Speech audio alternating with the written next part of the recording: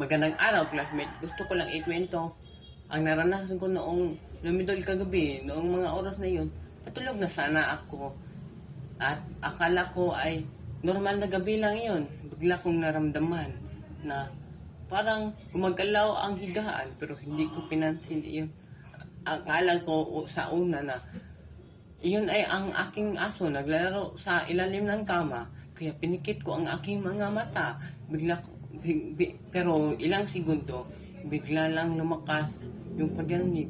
Ramdam ko na gumagalaw na talaga ang sahig at pati yung mga gamit sa kwarto na doon ko lang napananto na lindol pala iyon. Nagsimula akong kabahan. Hindi ko alam kung gaano pa kalakas ang pagyanig maya-maya at narinig ko si mama na sumigaw mula sa sala, "Lindol, lumabas na kayo." Tumakbo agad ako sa labas ng kwarto. Nakita ko si Papa. Hawak-hawak niya ang TV para hindi ito matumba at masira. Habang lumindol, paagad kaming binuksan ang pinto at lumabas. Paglabas ko, nakita ko halos ng aking mga kapitbahay. Nandoon sa labas, nakatayo, merong nakaupo at lahat sila nagulat. Pinagmasdan nila kung may sira o kung ligtas ang paligid. Kita ko rin ang mukha ng mga kaba at gulat. Pero sa kabila noon, nagkamustahan pa rin sila sa isa't isa. Makalipas ang ilang segundo, unti-unti nang huminto ang pagyanig. Lahat kami ay nakahinga ng malalim. Buti na lang walang nasaktan. Wala kaming napansing malaking pinsala sa aming bahay. Pagkatapos nun, pumasok kami ulit sa bahay at bigla kaming nagdasal bago matulog. Kahit nahinto na ang lindol, ramdam ko pa rin ang pagyanig dahil parang naramdaman ko pa rin yung pag-uga ng lupa.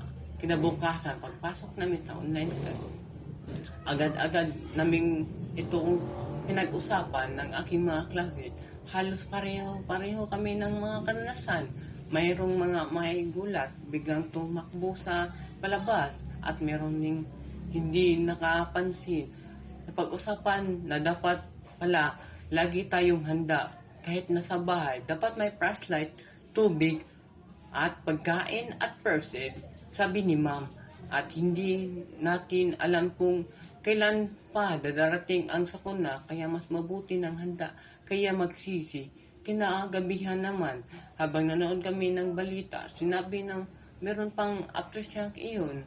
Ramdam ko noong sunod na araw, at totoo nga, kinabukasan ay may kaunting pagyanig ulit, pero hindi na iyon gaano kalakas.